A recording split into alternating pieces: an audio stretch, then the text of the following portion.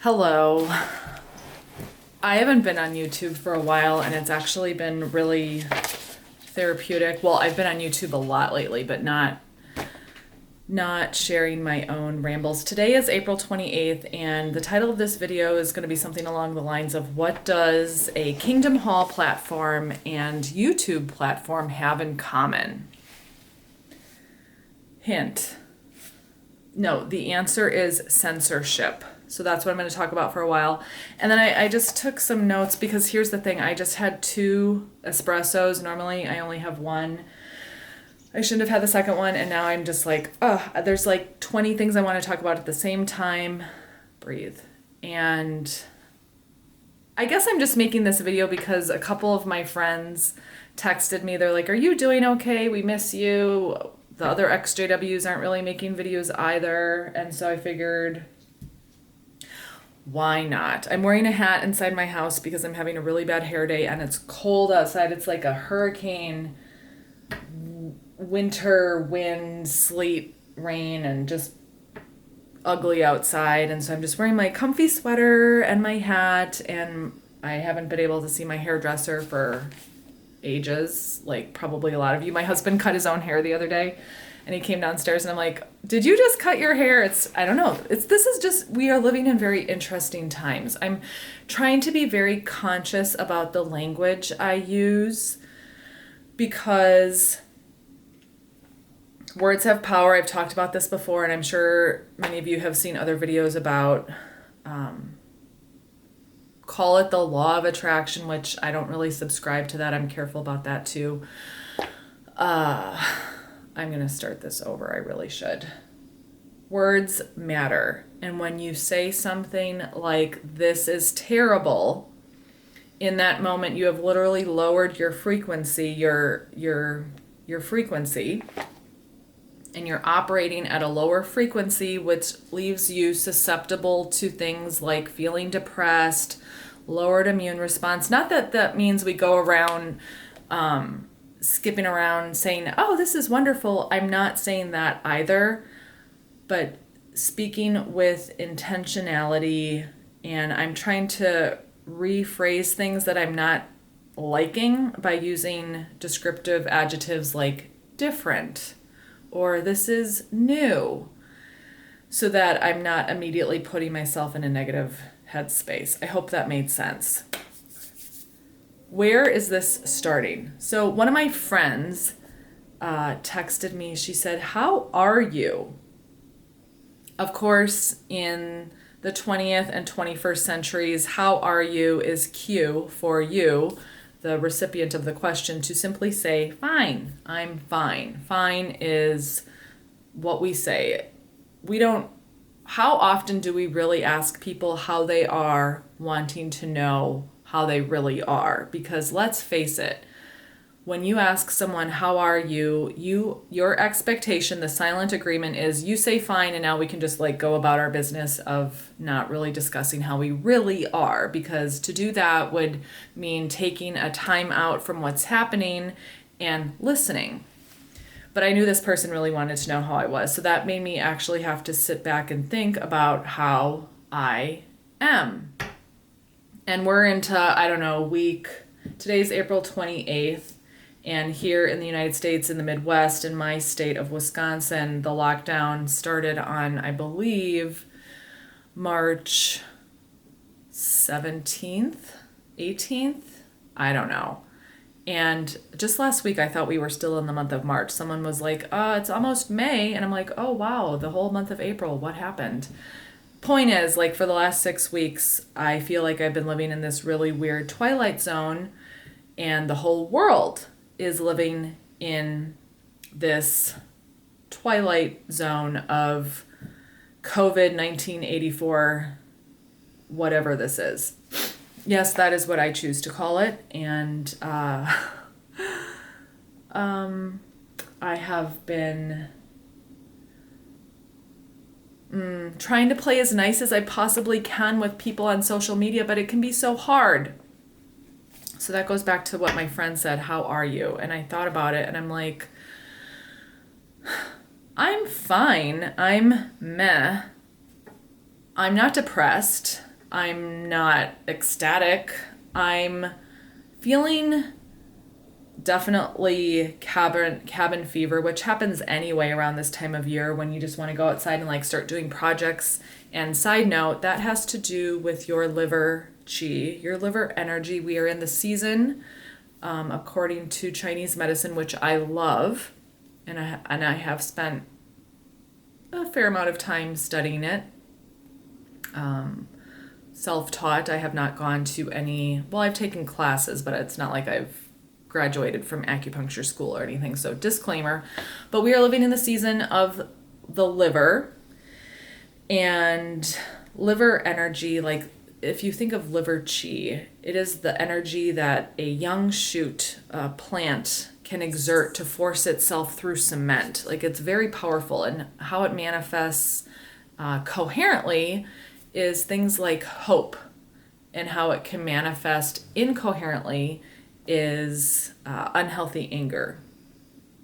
And I'm noticing this especially on social media. Like people are just, we're all just fighting with each other because we don't know how else to express this pent up energy.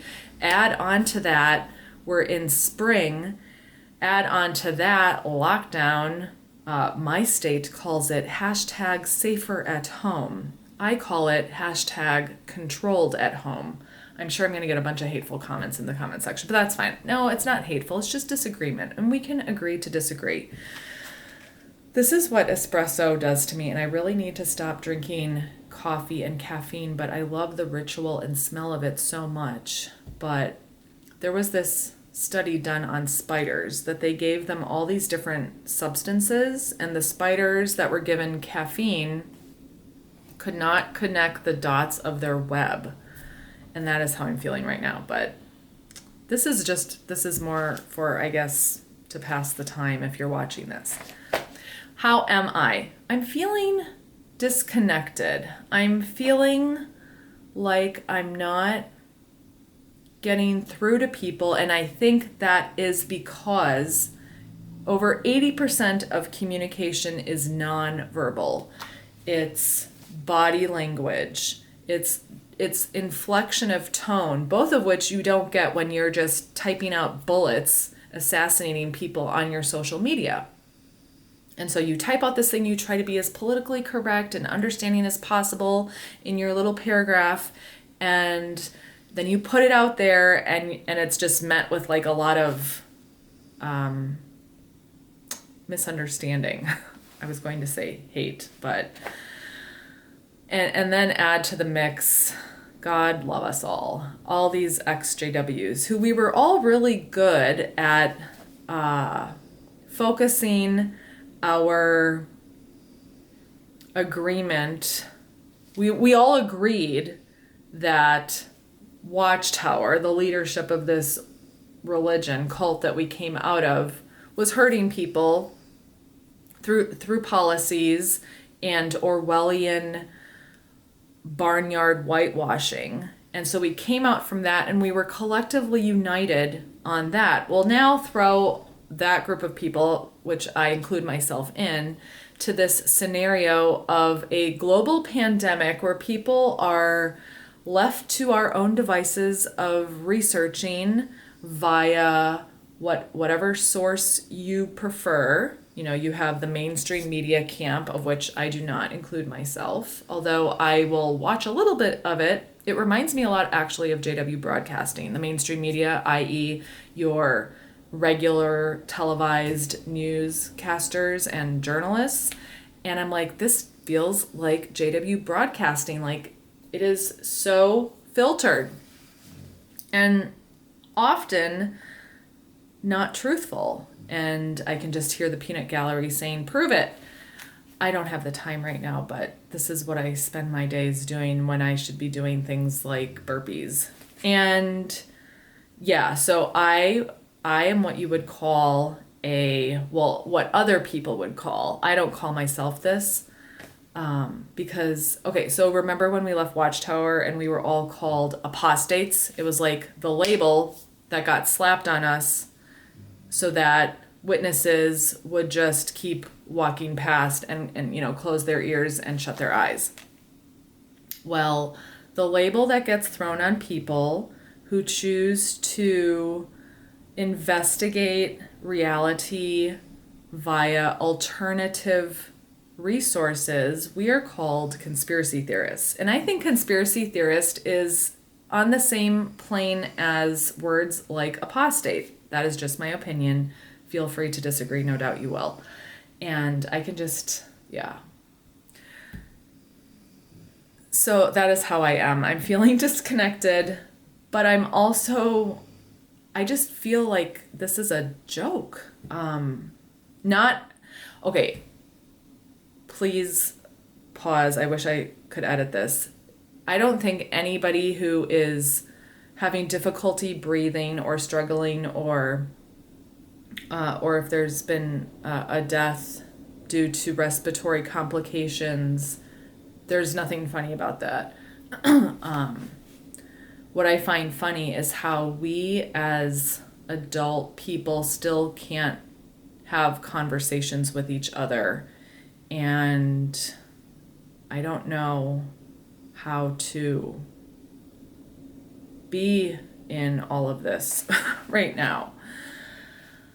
All right, that was kind of a mess. I used to be in this really good habit. I have this fun little book, and I would turn to the day, and with some of my friends, I would just share like the question of the day. And today's April 29th, and the question is, who can you make happier? How? You cannot make anybody else happy. So my answer to that question today in 2020 is, who can you make happier? I can make my dog really happy. And apart from that, I don't feel like I make anybody happy. And how can I make myself happier? I can make myself happier by choosing how I respond, the thoughts I'm thinking, catching automatic negative thoughts, ants. When I start seeing like a little marching line of ants come through my brain, like catch them. There's a scripture that says, make your thoughts captive. And by doing things like that, I can increase my own happiness, and hopefully that can have a ripple effect in my communities, because by being happy, you can share it. Hopefully that made some sort of sense. I don't know. Where are all the XJW YouTubers? I don't know. But I'm doing well, all things considered, and I truly hope anybody watching this video, if you've been affected economically, physically, in your family, however, by this whole worldwide situation, I hope that you are getting the support you need. And sometimes I think the best support is laughter. So if anything I say comes across as flippant or dismissive, it's not coming from a place of dismissiveness, but rather sometimes all we can really do is just shrug and try to, laugh. I just ordered I haven't been shopping lately because I'm being very mindful about my spending, but I did order a shirt off of Amazon, which is probably evil, yesterday, and it just says free hugs, and I'm gonna wear it, but I'm like, should I wear it now? Like, would people think that's disrespectful? Because I absolutely believe that physical touch is one of the most healing things we can be doing with and for each other right now. I went to massage school 21 years ago, and like the first day of class is all about how stress is the number one silent killer, period. Like, you can be exposed to the worst flu virus or whatever, and if you are taking care of yourself, good nutrition, all of those things, you can be exposed to a really, really nasty virus and it doesn't affect you because you have your defenses built up. You have the natural flora of good bacteria on your skin because you're not bathing in hand sanitizer, et cetera, et cetera. And so you can be exposed to this and be fine. Or you can be totally stressed out and hand sanitized up the wazoo and wearing a mask and get exposed to this and get it, and it can take you down, take you out because of stress levels. And so if there's one thing I want to preach today, it's manage your stress. And one way I personally firmly believe in managing stress is through physical touch, getting a massage, getting an acupuncture treatment, hugging. We need 12 hugs a day minimum. So I have a dog, and I have a husband, but I want to hug other people too. It's like, and I see that they need to be hugged too. And it's almost like we live in this crazy Orwellian world where you have to like hug in secret because someone's going to narc on you. It's like the North Korean hugging police is out patrolling. It's crazy. Yeah. Speaking of crazy, all the videos that are getting deleted left and right off of YouTube. So I'm just going to say I'm spending less and less time on YouTube because I'm getting more and more of my video consumption now off of Bitchute, because YouTube is censoring just like the religion I came from. And I think this is just the reality we're going to have to deal with for now. It's like one platform will get built and people will all go there to get information, and it will just get ruined, like various religious organizations. Speaking of various religious organizations, I want to read this quote. My friend just told me about a YouTube documentary called, it's called, quote, Called to be Free. It's about the Worldwide Church of God, which used to be under the leadership of Herbert Armstrong. And I think this video is getting kind of long, so I'm not going to go into all the details of that. But essentially this group, the Armstrongians, just like really we were Russellites and Rutherfordites, we weren't really Jehovah's Witnesses ever. These people in the Worldwide Church of God, which was a cult, the leader died. Well, he wasn't supposed to die, just like Fred Franz wasn't supposed to die of Jehovah's Witnesses. And when he died, the rest of the leaders left over in this group had the personal integrity and honesty to take a step back from all of these beliefs that they had held on to, and instead of just creating new light, they apologized to all of their members and said, we were wrong, and let's just have a conversation essentially from zero. And we're not here to control each other anymore, so let's start having a conversation again. And it's really interesting. I just really perused that super quickly, so I'm going to go watch that documentary later, maybe today. I've also been just trying to keep up with all of these videos that keep getting deleted. For example, Dr. Rashid Buttar. I love almost everything he says. He's super passionate doctor and solid credentials. And I'm seeing all of these truth seekers trying to just put the message out there and then leaving it with like a dessert platter of take it or leave it. Like, here, take it or leave it. You don't like my message? Then leave it. And so why does YouTube have to take all of these videos down? Do your own research on that. So, yeah. There, I said it again. I wrote this note, monoculture versus diversity. I guess this relates to my idealistic view of how I thought social media and leaving the witnesses and trying to integrate into the real world with people of various backgrounds could look like, and how I try to be with people despite my own convictions when it comes to certain things. Is I appreciate diversity. So I may not subscribe to view A and I feel very strongly about view B, but hey, we can still just sit down and have a beer together, right? But what I'm seeing is that is becoming increasingly more and more difficult. So this leads me to one of my last two things that I just want to speak on. I recently watched the 8-part series. You can get it on YouTube, or they have their own independent app called The Chosen. And the first couple episodes, I was like, this is a lot of reading between the lines, and it felt a lot like, well, not a lot. It felt a bit like sitting at a Jehovah's Witness convention watching the video drama, because it's about Jesus and choosing his disciples and his ministry.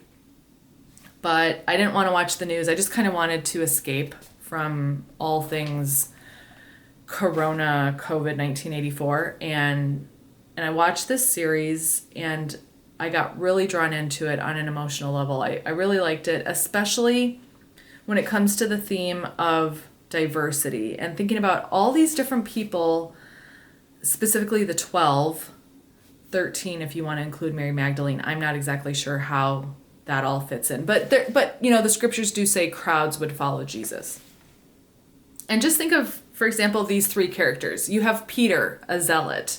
You have Matthew, a tax collector. Those two guys are at like opposite ends of the spectrum. And then let's throw in John, who was called the beloved. And you see his mom come on the scene a few times, like saying, who's going to sit at your right hand, Jesus? Who's going to have like the power position? So maybe John was a bit of a mama's boy. Maybe he needed a lot of reassurance why he was called the beloved. Like, obviously I'm just, saying a lot of words right now. But the point is, you have all these different personalities, and how, because the question I keep asking myself throughout all of this is, what would God say, what would the Lord say to do right now? People need hope and comfort right now. They don't need your opinion on this, Allie. They don't need your medically researched opinion. They need hope and comfort. And how do you be that and do that for people right now? And I'm struggling. I'm struggling because I am a hot-headed, opinionated, fiery Peter-like personality, and I've been having to exercise, believe it or not, a lot of self-control when I want to just burst into a room and say, take your mask off if you're healthy, stuff like that. And for this reason, probably YouTube is going to take this video down. I don't even care. So I'm struggling, and I'm trying to listen, which is one of the reasons why I haven't been making videos, because I do know that I can be just adding unnecessary noise to a conversation. So on that note, things that don't require noise is reading. And I've had this book for a long time, but I'm rereading it. We saw this comedian in Austin, Texas, and he was really funny. And so we bought his book, Les McGehee, Plays Well with Others. Maybe all ex-Jehovah's Witnesses should read this. and like I said, he's a comedian. So let's like have a more lighthearted approach on how to have heavy conversations, right? An oldie but a goodie, 7 Habits of Highly Effective People. I have also been reading this, The Body by Bill Bryson, because I was trying to get to like the bottom of what is a virus and topics like exosomes and stuff like that. I'm also reading, this is a really good one.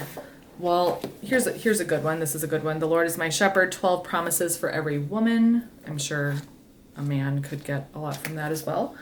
And I love this pastor, this preacher, David Pawson, The Normal Christian Birth, How to Give New Believers a Proper Start in Life. And he likens being a Christian when you're a believer in Jesus and you want to share that with other people. It's kind of like taking on the role of being a midwife, and how a lot of churches fail is they leave people stuck in the birth canal. And I definitely can relate to that, because I feel like I was stuck in like the birth canal of Mother Watchtower for 38 years, and it was nice to finally take my first breath of air when I was born again in Jesus. So I'm enjoying these books right now. Trying to watch YouTube videos before they get deleted, but now you can just go to bitchute. And yeah, so I basically just made this video to just be like, hey, this is what I'm up to, and you probably are all like, ugh, get off the camera again, Allie. And yeah, I hope everyone is coping. And here's my final thought. I think whether this is like the beginning of the end or not, it is a test. And I feel like the first 4 to 5 weeks of all of this, I've kind of failed, but I'm trying not to be so hard on myself. And now I'm just realizing, okay, this could be like the new reality. And if so, how do you really want to see the rest of your life moving forward? How did the Israelites, when they were sent in exile to Babylon in 537, how did they readjust from like what was their daily life living in Judah to now being shipped off to Babylon? Like trying to put myself in history and then through the wisdom of that, finding my new grounding now. Not sure if that made any sense, but I hope you are well. Shalom. New Zoom groups are forming where people are getting support, but also, that's good. But the other side of that coin is all of us learning how to play well with others, with our different beliefs, and just being supportive and kind and